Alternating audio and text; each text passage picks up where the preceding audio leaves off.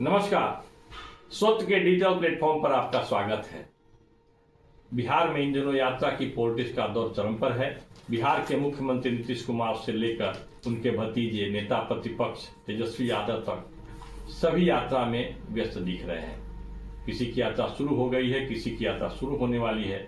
एक सामान्य आदमी की जिज्ञासा हो सकती है कि ऐसा क्यों हो रहा है। तो इस प्रश्न का उत्तर है कि विधानसभा चुनाव के मात्र अब 9-10 महीने ही बचे हैं, इसीलिए जनता के पास नेता लोग जा रहे हैं। एक तरह से यह उत्तर सही भी माना जा सकता है, लेकिन या अचानक यात्राओं के पीछे एक दूसरा कारण भी है, उसे जानकर अब चौंक जाएंगे। वस्तुतः भारत की राजनीति अब बदल चुकी है। वर्तमान भारत की राजनीति में वह सब कुछ हो रहा है जो यूरोप और अमेरिका जैसे देशों में बहुत पहले से होता रहा है। वहां चुनाव का प्रबंधन और योजना व्यावसायिक कंपनियों के जिम्मे होती है। भारत में भी उसी प्रकार की कंपनियां चुनाव का प्रबंधन करवा रही हैं। ये कंपनियां मीडिया मैनेजमेंट के द्वारा नेताओं की ब्रांडिंग करते हैं। तो यह समझ लीजिए कि ये यात्राएं मीडिया मैनेजमेंट और ब्रांडिंग के लिए विजुअल और कंटेंट निर्माण के लिए कराई जा रही हैं, जिसमें कार्यकर्ताओं की भूमिका अब पुराने जमाने जैसी नहीं होगी। पैसे के बल पर या सरकारी तंत्र के सहारे भीड़ एकत्रित करने की सारी व्यवस्था हो रही है, लेकिन उसमें कार्यकर्ता कितने होंगे यह कहना मुश्किल होगा। आम आदमी से सीधा संवाद की बात जोर शोर से की जाती है, लेकिन सही अर्थों में आम आदमी से संवाद होगा या केवल महज ड्रामा ही होगा। इस मामले में सत्ता और प्रतिपक्ष दोनों एक ही प्लेटफॉर्म पर खड़े दिखते हैं, क्योंकि इन दोनों का मीडिया मैनेजमेंट या जो इस प्रकार की यात्रा का जो इवेंट मैनेजमेंट है वो कंपनियां कर रही हैं, और कंपनियां अपनी रीति नीति से करती हैं। नेता प्रतिपक्ष भी यात्राएं करते रहे हैं, आगे भी यात्रा पर निकलेंगे। नेता प्रतिपक्ष यानी तेजस्वी यादव जब यात्रा पर निकले तब उसे कई नाम दिए गए।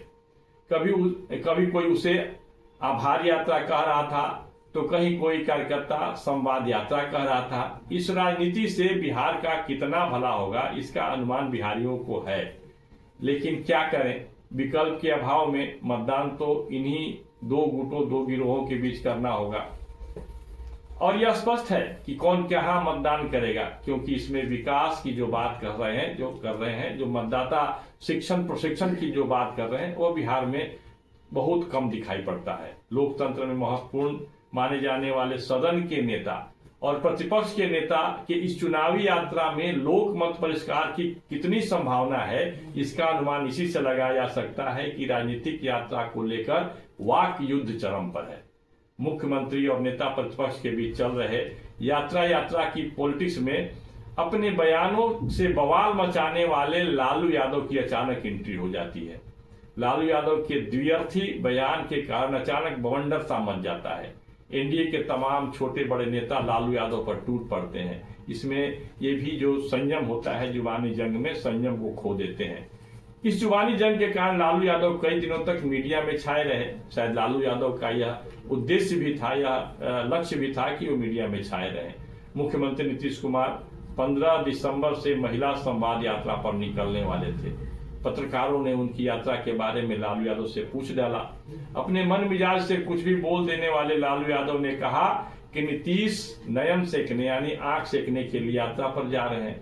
निश्चित रूप से इस द्व्यर्थी बयान को फुहड़ माना जाएगा।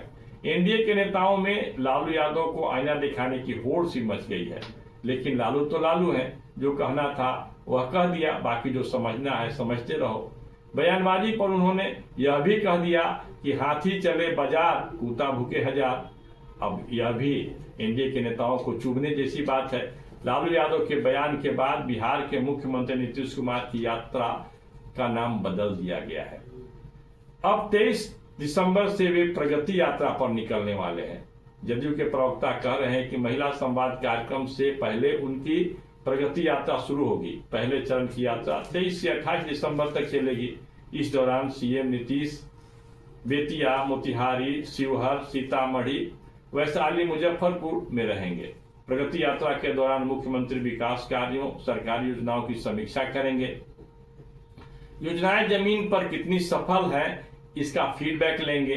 आम लोगों की समस्याओं को सुनेंगे। प्रगति यात्रा के दौरान समीक्षात्मक बैठक करेंगे, जिसमें संबंधित जिले के प्रभारी मंत्री और जिले में निवास करने वाली मंत्री भी उपस्थित रहेंगे। स्थानीय सांसद, स्थानीय विधायक, स्थानीय पार्षदों को भी मौजूद रहने का निमंत्रण दिया गया है। प्रगति यात्रा के दूसरे चरण में नीतीश किन जिलों का दौरा करेंगे उसका शेड्यूल भी जल्द जारी कर दिया जाएगा। सुनने में तो यह बहुत अच्छा लगता है कि मुख्यमंत्री नीतीश कुमार आम आदमी से बात कर जमीनी हकीकत को जानेंगे, लेकिन क्या आम आदमी उन तक पहुंच सकेगा, यह प्रश्न है।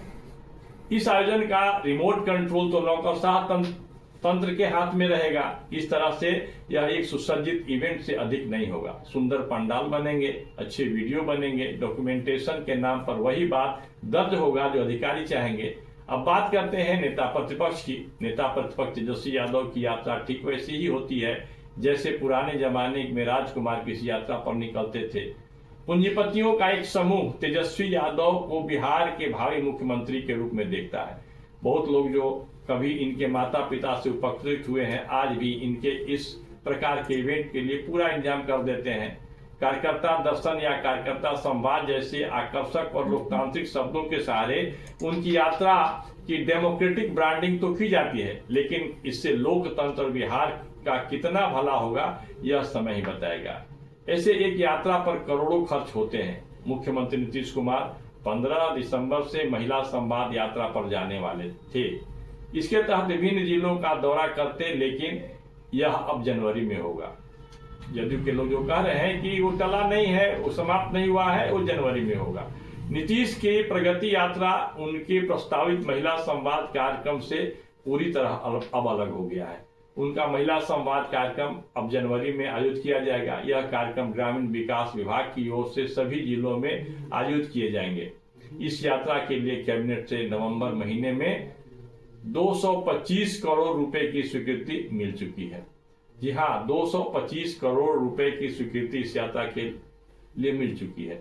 लेकिन इस यात्रा का लाभ बिहार के लोगों को क्या होगा? यदि सही मायने में फीडबैक, जमीनी फीडबैक, सच्चाई उन्हें तक नहीं पहुंचती है तो हमारे समझ से यह एक दिखावा मात्र होगा और इस प्रकार की राजनीति से बिहार का भला होने वाला नहीं है। इसमें सत्ता पक्ष हो चाहे प्रतिपक्ष, दोनों कटघरे में खड़े हो जाते हैं। आज के इस वीडियो में इतना ही, फिर मिलेंगे। नमस्कार।